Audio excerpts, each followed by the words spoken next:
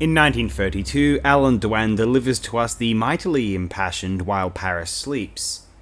This picture might display Allan Dwan's most impressive directorial work throughout the 1930s. Its visual sense is profound, carefully considered, and effectively evocative.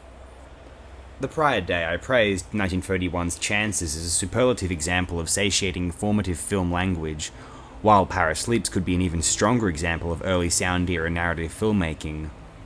It is a picture made dynamic by its telling rather than its writing. Basil Woon's screenplay is all well and good, but it is difficult to imagine this film retaining its same power were it not directed by our dear friend Dwan. Its use of nighttime gaslit Paris as the basis for some photographic expressionism is remarkable, and then every interior set is framed with a fluid symmetry. The credited cinematographer is one Glenn McWilliams.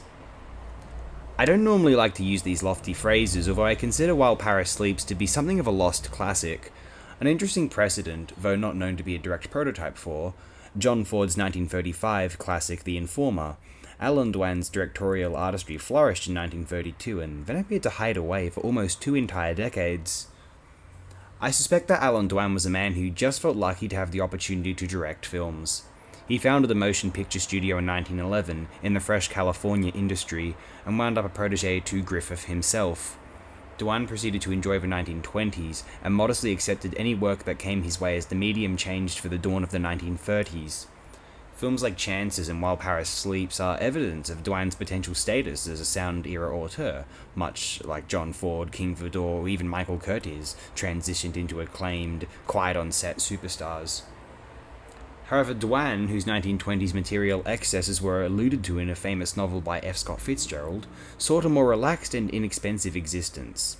The later 1940s saw Dwan's career pick up some, famously directing Sands of Iwo Jima, and then the 1950s saw some of Dwan's strongest work, as he worked on his most consistently well-funded productions since the 1920s, crafting some of the most vivid color classics of that decade, as well as that epoch's finest sci-fi horror B-movie, plausibly, in The Most Dangerous Man Alive. Dwan's career ended there, and we see him interviewed in Kevin Brownlow's Hollywood documentary miniseries from 1980, living possibly blissfully in a one-story house and simply happy to have had the life that he had had. One of the more remarkable and unsung figures from the formative years of Hollywood, and frankly, feature filmmaking in general.